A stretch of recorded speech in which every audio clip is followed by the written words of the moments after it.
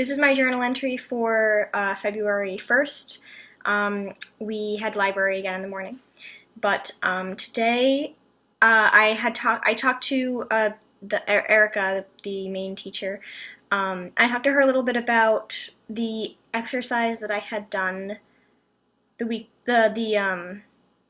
before, where I had them write things on the board and guess how to spell words. And we kind of decided that that was a really good thing that I did. Like, they reacted very well to it. But I wanted to change it up a little bit. So when they got back, they read a book first. But instead of going from reading a book to doing a worksheet, instead I asked if I could, do my thing. And so this time, instead of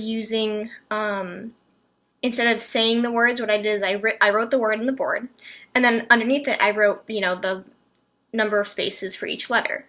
And so I had them raise their hand and say, if they thought that they could read the word, then I would say, you need to first, read it, try to read it, and then you have to write it.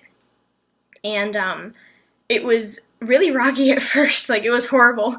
Nobody could read anything, and everyone that raised their hand basically was like,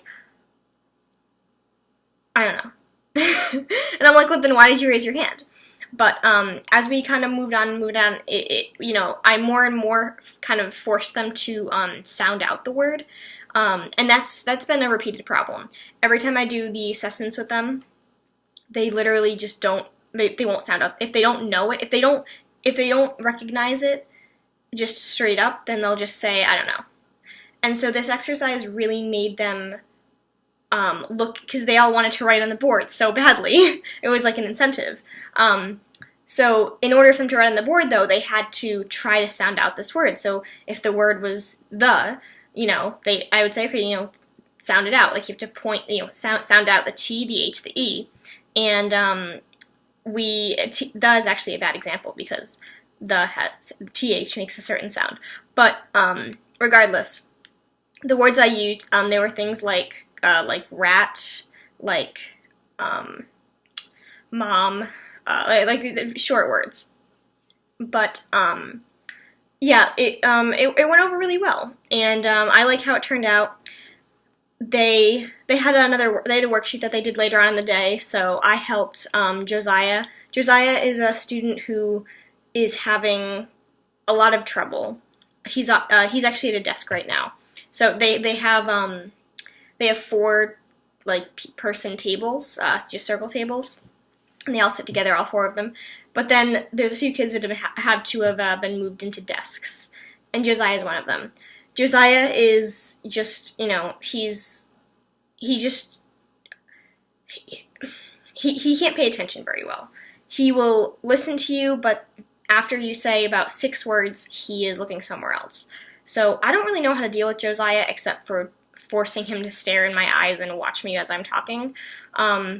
But I do, get along with him very well. Like, he gets along with me. He gets along with teachers. Like, he likes being taught.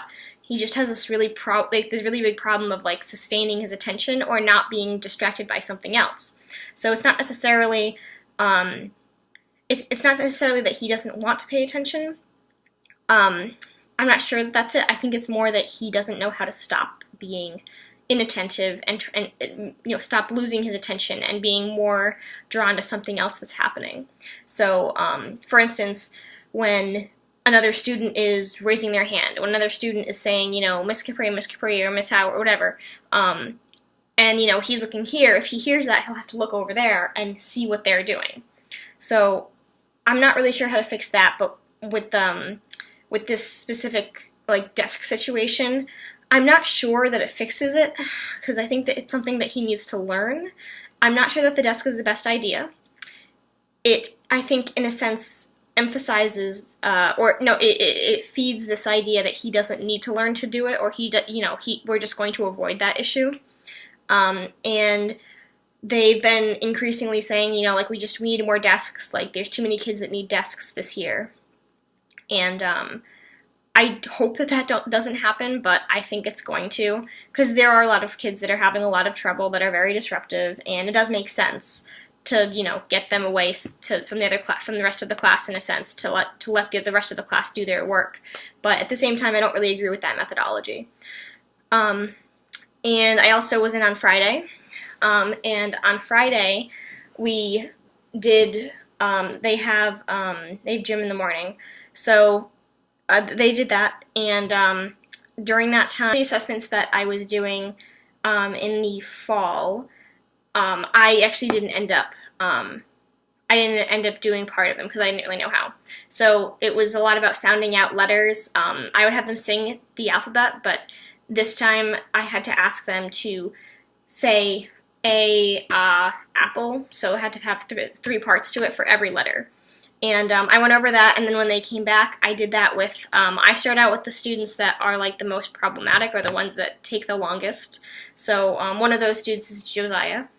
But also there's Tavi, and there's Vorn, and there is Nicholas. Tavi is one of the ones that takes the absolute longest. I still don't know how to fix the length of time it takes for Tavi to pay attention. He's actually really, really smart. Like, he gets almost everything right when he answers you. But a lot of the times he will not. It's a similar problem that Josiah has, that Tavi has. But Tavi is a little bit more bratty, I would say, because he's an only child, and his parents he didn't go to preschool. His parents, it's always been like a one-on-one connection with them all the time. Like, he's always with somebody. He's always getting all of somebody's attention. And when he is at school, there's a lot of other distractions and stuff, and he's not like the center of attention. And even when you're on a one-on-one situation with him, he still can't even really engage in that, because he's never, I don't think that his parents really teach him that he needs to engage in something like that. So, but I did assessments all of that day. It was, I didn't get through much of them because I work with the kids that take the longest. But, yeah, one of the things, and I think I said this before, in the other journal entry, whatever, that, now a lot of kids are behind. They're supposed to be able to read a bunch of words, I think up to 25, 50 words or so. Should be able to pretty much count to 100 by now.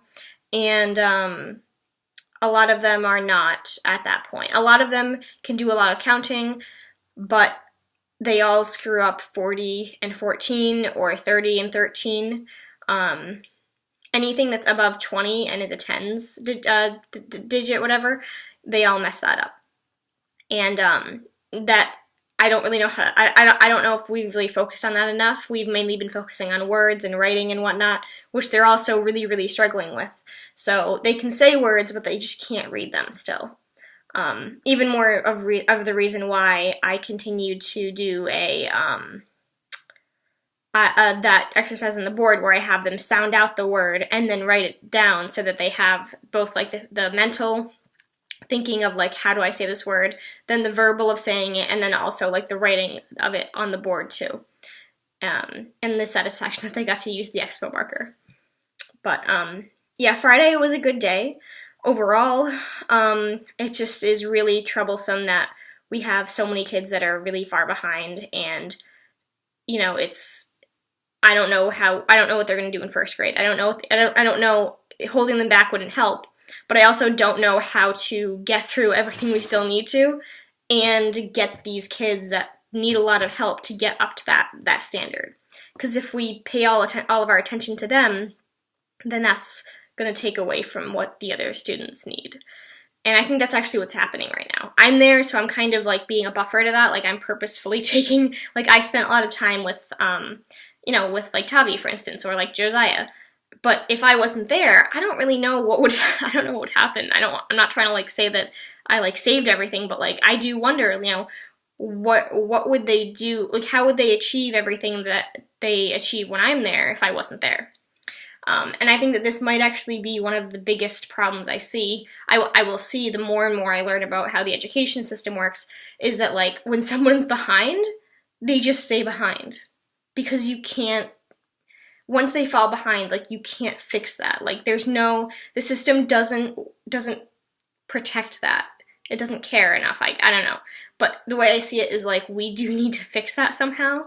And I'm only in kindergarten, so who knows, maybe when you're in higher grades there's more, there's more people that are there to kind of catch you. But so far what I've seen is that every student that's falling behind, if they make it to if they end up making it to first grade, they're not held back, that is, they're making it into first grade without the tools that they need.